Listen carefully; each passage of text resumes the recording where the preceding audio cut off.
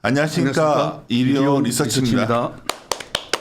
저는 카카오 TP를 내렸지만 주가 내려왔으니까 내린 거고 아침에 들어보니까 그래도 길게 보면 이 정도 가격부터는 좀 봐야 된다. 예, 가도 된다. 뭐 이 말씀 하시고 사실 뭐 카카오는 정말 애증의 종목이잖아요. 성 팀장한테는, 성 이사한테는. 근데 그렇죠. 좀 들어볼게요. 네. 지난번에도 우리가 한번 9월 8일 날 규제일수가 처음으로 이제 발동하면서 주가 크게 조정받은 그 직후에 유튜브 방송을 통해서 한번 동일한 내용을 다뤘었는데요. 그래서 9월 8일 이후 이제 어제 종가 기준으로는 한 25% 정도 꽤 많이 그 조정을 받았습니다. 지난번에도 말씀드렸듯이 이번 규제가 뭐 독과점, 그다음에 골목상권 침해 뭐 등의 어떤 약간 공익을 추구하는 그런 어떤 내용의 이제 규제다 보니까 회사 입장에서도 뭐 당연히 정부의 규제 지지를 받아들여서 또 나름 몇 가지 또 의미 있는 상승안을 내놓기도 하고 뭐 그랬던 것 같습니다. 방금 우리 본부장님께서 말씀하셨듯이 네이버든 카카오든 이제 이 플랫폼 사업에 대한 전 세계적인 어떤 방향성은 사실 확고하거든요. 코로나19 오기 전부터 4차 산업혁명 이후에 디지털 언택트 플랫폼 비즈니스의 어떤 향후 어떤 잠재력은 이미 다 증명이 됐고요. 그 전부터 준비가 돼서 쭉 잘 성장을 하고 있었고 지금도 그 어떤 흐름이나 그 잠재력이라는 변화가 없습니다. 이 규제 취지가 근본적으로 어떤 잘 가는 어떤 플랫폼 산업의 성장을 뭐 저해한다든지 그리고 대한민국 플랫폼 산업의 어떤 글로벌 경쟁력에 또 훼손한다든지 이런 취지는 당연히 아니고요. 잘 성장하되 조금 더 구석구석을 살피고 다 같이 상생하고 이제 같이 가자 하는 일종의 이제 속도 조절이라든지 또 사업의 범위에 대해 가지고 어느 정도 좀 제한하는 그런 형태이지 또 한편에서는 여러분 테크핀 같은 경우는 이번에 뭐 검수법이다 뭐다 해가지고 구체적인 내용들에 대해서 약간 규제 내용도 있었지만은 테크핀에 대해서는 이제 근본적으로 또 한편으로는 정부에서 상당히 또 기존의 여러 가지 사업적 규제를 풀어주면서 적극적인 지원을 하고 있는 그런 부분도 있거든요. 그래서 우리가 이 규제 자체가 뭐 무조건 근본적으로 또 산업을 갖다가 이렇게 꺾어내리는 것은 아니기 때문에 저는 이제 장기적으로 보면 네이버 카카오가 이번 규제가 아니더라도 코로나19 이후에 특히 카카오는 우선 주가가 2년간 많이 올랐었고요. 그리고 일부 모빌리티 사업이라든지 그리고 일부 몇 가지 오토 사업에서 조금 회사가 공격적으로 조금 이렇게 성장 전략을 추구한 부분이 일면 골목상권 침해에 조금 해당이 되는 부분도 없지 않아 있었기 때문에 저는 뭐 정부의 규제 취지도 좋다고 보고 또 회사의 대응도 적절하다고 보고 주가는 어쩔 수 없이 구조적으로 좀 조정을 받았지만 요 시기 요 규제 이슈가 잘 안정화되면 또 원래 어떤 가던 길 성장의 길을 제갈 길을 가지 않겠나 이렇게 보고 있고요. 마침 어제 종가 기준으로 저희들의 내부 괴리율 규정도 있는데 또 50% 이상 이것도 좀 벌어졌고 어쨌든 이번 규제는 어떤 심리적인 영향에 의한 일시적 조정이라기보다는 약간 과도기적으로나마 약간의 어떤 가치 하향 요인도 있었기 때문에 규제 영향을 반영해 가지고 주요 플랫폼 사업들을 골고루 조금씩 가치를 내려서 목표 주가는 조금 하향 조정을 했는데요. 글쎄요. 이게 아직까지는 이제 10월에 국감이 있을 것이고 등등을 보면 이 규제 이슈가 이제 어떻게 발전이 되고 또 어떻게 안정화될지 모르겠는데 고점 대비 뭐 한 20% 이상 조정을 받았다 하지만 이 주가가 여기서 계속 좀 횡보를 할지 또는 갑작스러운 반등을 할지 아니면 추가 하락을 할지 이런 부분들을 어느 한쪽으로 섣불리 예측하기보다는 규제 이슈가 안정화되는 과정을 조금 관망하는 것이 단기적으로 좀 현실적이 아니겠나 이렇게 보고요. 관망이라는 거는 아직 잘 모르겠다 이렇게 해석했나요? 그렇죠. 이 가격에서 이 주가는 영원히 오르지도 영원히 빠지지도 않기 때문에. 네, 성장이요. 우리 본론으로 들어갑시다. 우리 짧게 해야 되니까. 네. 첫째, 본질적인 거는 이게 밸류에이션에 대한 부담이 있었다는 거 아니냐는 생각이 있고, 두 번째는 카카오는 규제 이슈도 있지만 이런 건 물어봐도 되는지 모르겠는데 지배구조 이슈도 엮여 있잖아요.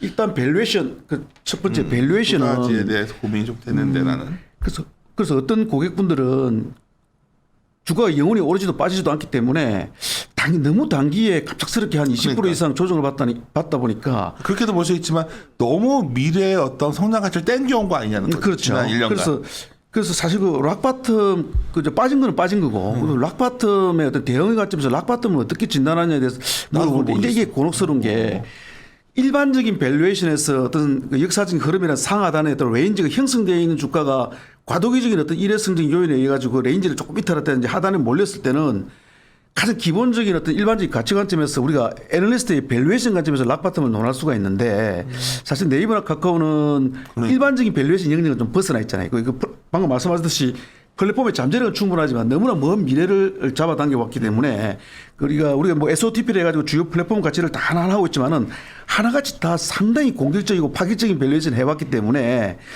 이 일반적인 밸류에이션 때 레인지 안에 있는 게 아니거든요. 그래서 이거를 우리가 애널리스트 입장에서 밸류에이션의 관점에서 락바텀을 진단한다는 것은 사실 쉽지가 않습니다. 아직까지 규제 이슈가 약간 걸려있기도 하고요. 오히려 차트리스트라는데 그 차트의 관점에서 잘 락바텀을 좀 진단하면 몰라도 이 애널리스트 입장에서는 좀 그렇고 또 시기 자체가 아직까지는 순간적으로 빠지긴 했지만은 이 규제 이슈가 아직까지는 10월 국감이라든지 또 그 뒤에도 또 조금 더 이어질 수도 있는 그런 소지가 있기 때문에 지금은 그렇다고 무조건 빠진다는 것도 아니고 또 무조건 오른다는 것도 아니고 이 시점에서는 조금 어떤 주가의 단기 향방을 예측하기 좀 어려운 부분이 있다 이것이고요. 그 밸류에이션은 미래 성장 잠재력을 파격적으로 반영해 가지고 그동안 쭉 치고 왔던 그런 시장의 우호적인 분위기에서는 이제 밸류에이션에 대한 논란이 예전에는 있었지만 한동안 좀 없었는데 최근에 이제 규제 이슈가 촉발이 돼서 조금 이제 고점에서 조정을 받고 하다 보니까 새삼 또 밸류에이션 자체가 애초부터 조금 너무 공격적인 게 아니냐 하는 이런 부분들도 있는데 거기다가 금리가 올라갔을 때 밸류에이션 변화도 그렇죠. 금리가 올라가면 밸류에이션 디스카운트 당연히 멀티플 디스카운트는 함수 관계니까요. 사실은 우리 그 네이버나 카카오 같은 경우는 그런 어떤 기계적인 금리가 올라가기 때문에 멀티플이 떨어지는 이거 아니더라도 근본적인 밸류에이션이 일반적인 밸류에이션 영역에서는 조금 오늘 답을 달라는 게 아니라 정말 궁금해. 내가 카카오 주주라면 하나만 궁금할 것 같아요. 장기 투자자들이 많을 것 같기 때문에 어떻게 바텀 라인을 잡을 거냐. 어떤 이게 지금은 모르겠는 거지.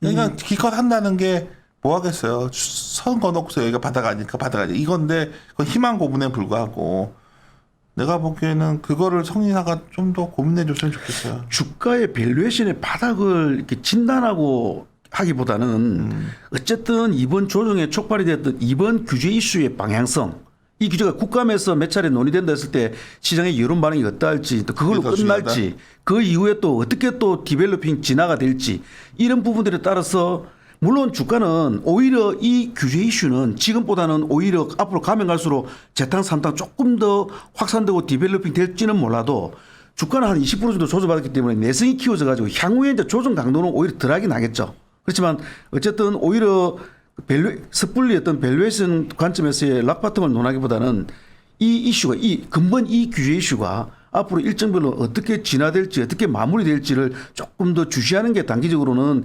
현실적인 어떤 액션이라고 보고 있고요.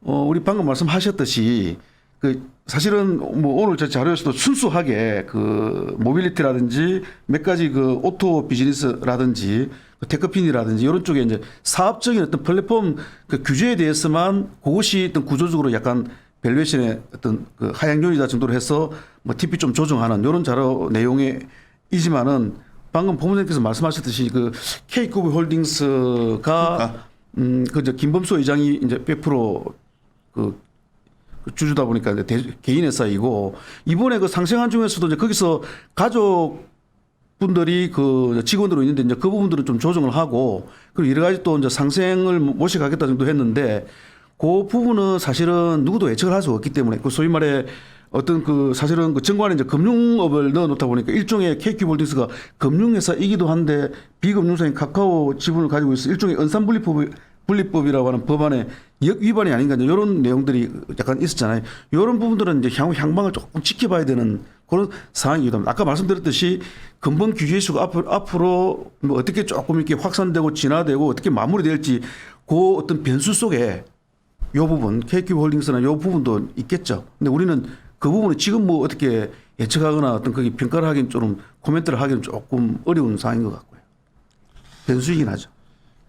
그냥 카카오가 단기적으로 좀 빠르게 급락을 했고 이런 소위 시총이 높은 종목이 이랬을 때는 뭔가 변화가 생길 수 있는데 이제 동시에 소위 원래 밸류에 부담이 있었다는 거, 규제 이슈가 정말 이게 언제 끝날 것이냐 이 두 그렇죠. 고민이 겹쳐 있다 보니까 주주 입장에서는 정말 이러지도 저러지도 못하는 상황이라고 좀 봐요. 근데 이제 그랬을 때 이제 기껏 제가 생각했던 거는 그래서 뭔가 이 회사가 이 정도 가치라면 이 정도 시총 규모라면 유지돼야 된다는 어떤 그런 게 혹시 마법처럼 있으면 좋겠다 생각은 하는데 사실 이번에 NC 보니까 뭐 한 번 어긋장 나면 이쪽 산업 기업들의 특징이 정말 답없이 빠지더라고요.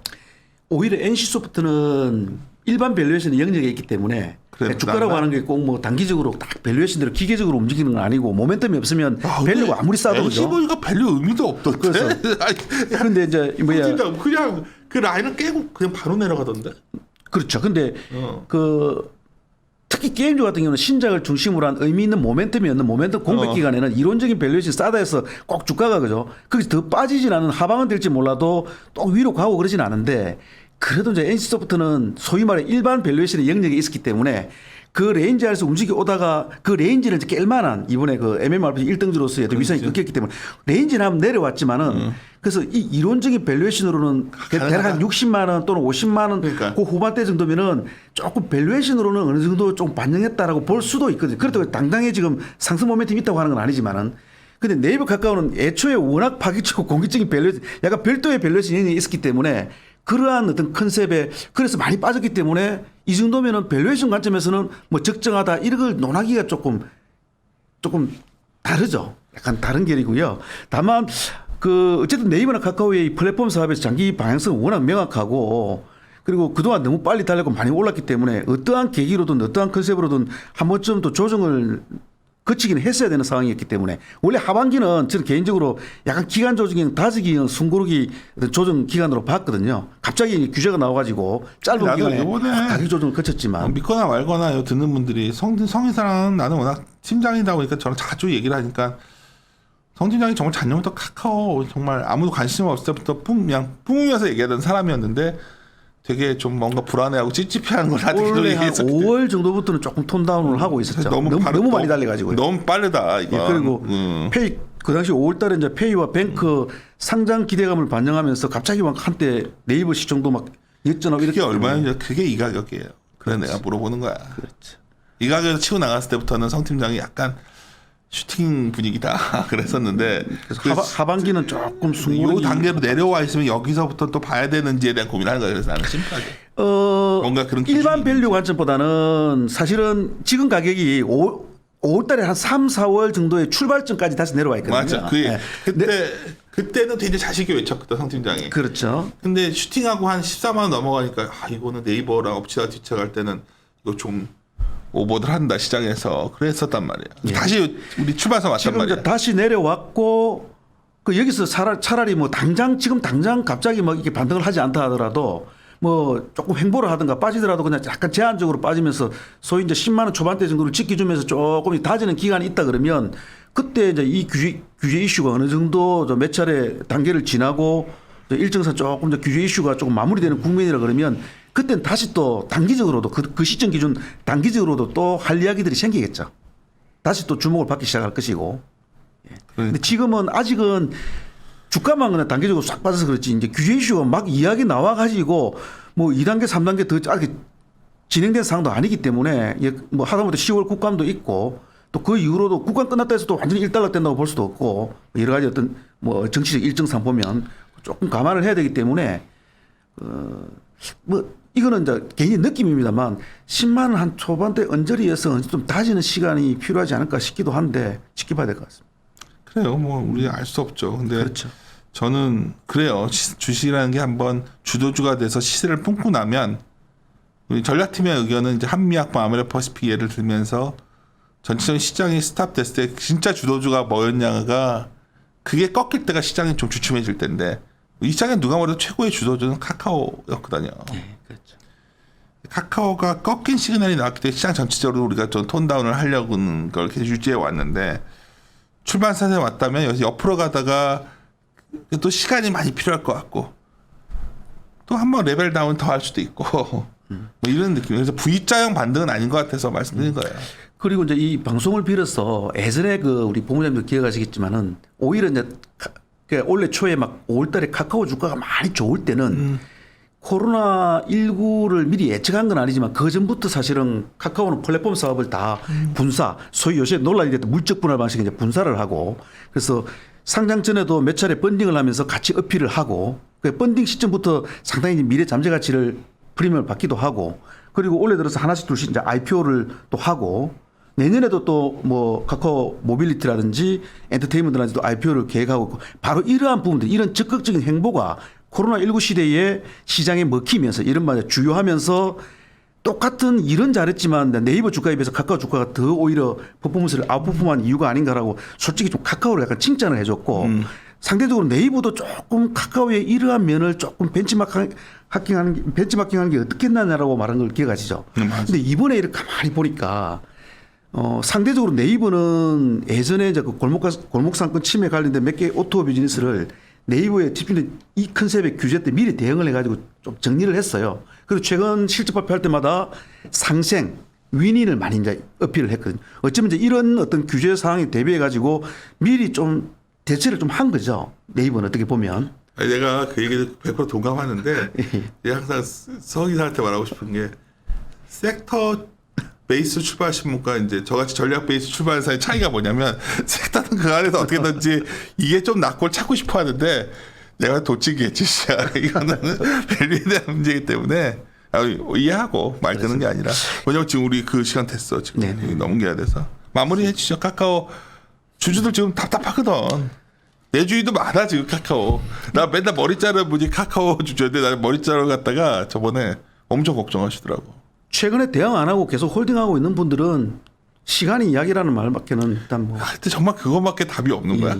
나는 우리가 정말 어쩔 때 더 솔직히 말해야 되는 것도 낫지 않을까? 너무 많다면 좀 줄여야 되지 않아? 아니야? 그건 아니야. 그만하자. 줄이는 게 맞는데 그러면은 9월 8일 날 그 이슈 때 이번 이슈는 일반적인 어떤 그런 뭐 말했을 때 했어요. 라이브 그런 형태의 어떤 그냥 스쳐 지나가는 심리적 어떤 조정의 규제가 아니다라는 걸 미리 캐치하고 그때부터 적극적으로 줄였어야 했고요. 알았어. 그 25%를 두드려 맞고 못 줄이고 있는데 지금 와서 또 줄인다는 것도 좀 그걸 판단에 맡기겠습니다. 저라면 못 줄이죠. 너 무리한 지금. 질문했어. 왜 성의사야? 워낙 나랑 오랫동안 같이 하는 사람이니까. 네.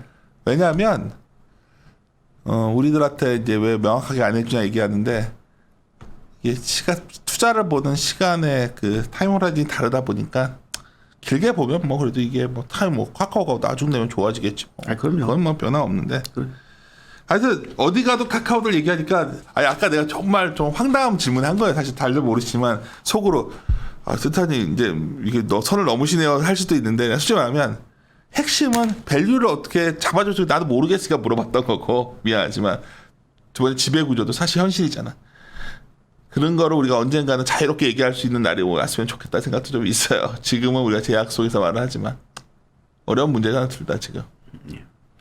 나중에는 이제 시장의 몇 개 업체들 뭐 LG화학도 그렇고 최근에 또 뭐 SK이노베이션도 그렇고 핵심 사업을 또 이게 물적 분할하면서 그에 대한 여러 가지 어떤 시장의 여론들이 있잖아요. 그런 부분하고 또 카카오의 또 밸류에이션 관점에서의 주요 이제 업체들 또 IPO하고 이런 부분들에 대해 가지고도 한번 코멘트 중요한 포인트야. 예. 그게 오늘은 뭐 지주에는 내가 지금 오더 내는 게 뭐냐면 당신도 알고 있어야 되는 게 그 부분들이 규정이 돼야 이 시장에서 지금 어떤 식으로 주주 가치가 훼손됐는지 알 수가 있어 우리가. 그렇죠. 주주 가치가 많이 훼손됐어. 내가 봤을 때는 많은 분들이 맨날 공매도 갖고 얘기하는데 그거는 뭐 이런 말하면 욕 먹을 수 있지만 그거는 어느 나라나 있는 제도예요. 근데 하지만 우리 시장의 가장 큰 단점은 왜 이런 식의 분할이 이루어지냐 내가 봤을 때. 맞습니다. 그렇지 않아? 이건 내가 보면 내가 애널리스트가 말 못하는 거지. 야, 이건 진짜 내가 봐서 저번에 쌍욕했던 거야. 조금 몇 개 이제 민감한 내용들이 있는데. 아니 뭐 그러니까 더하다가 또 내가 흥분해서 그 평상시 말하고 나오는데 예. 말도 안 되는 짓들 자꾸 한단 말이에요. 작은 자본으로 그치? 그룹을 끊고 싶어하는 나는 왜 그걸 모르는지 모르겠어. 그런 거에 대기업 문제 오너들의 어떤 그 주요한 한국 지시가 왜 저평가냐? 그런 게 용인되니까 저평가죠. 그러니까 뭐 고맙시다. 마지막으로 한마디만 딱 말씀드리면요. 그거로 딱 이제 물적 분할에 관련해 가지고 최근에 이제 그 가치 훼손 이야기는 한마디로 중복 가치 반영 배제거든요. 그래서 어떤 가치가 나와 가지고 아이러니컬하게도 IPO를 안 하고 그냥 쥐고 있으면 투쿠시어 먹고도 그냥 그 가지고 있는데 이게 만약에 상장돼서 들어오면은 가치가 평가가 되는데 이중 반영되잖아요. 그러니까 지주사는 디스카운트 되는 거죠. 우리가 조선주 애널이 없어 그렇지 내가 조선주들 얘기할 때 한 말 있어. 저거 상장하는 순간 나머지 전사한다 그래서 내가 예, 예. 껍데기가 된 거죠. 껍데기를 그걸 뻔히 보이는데 그걸 왜 상장을 해줘? 예, 예. 그러니까 나는 야 이거는 근데 그걸 또 좋다고 사는 사람들이 있어. 그래서 내가 조선주에서 내가 속으로 야 이게 정말 생각보다 그렇게 뭐 유튜브가 발달해가니까 교육이 많이 됐다 그러는데 정말들 모르는구나. 내가 그 생각을 그냥 뭐 증권가서 방송 보면 뭐 이렇게 선거 놓고서 이게 조선주가 지금 치고 나가고 있다. 야 당장 그 상장 앞두고 있는데 무슨 치고 나가 지금.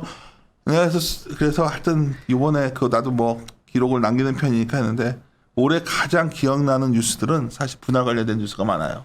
예. 이게 사실 그래서 카카오도 이게 너무 상장 많이 했어.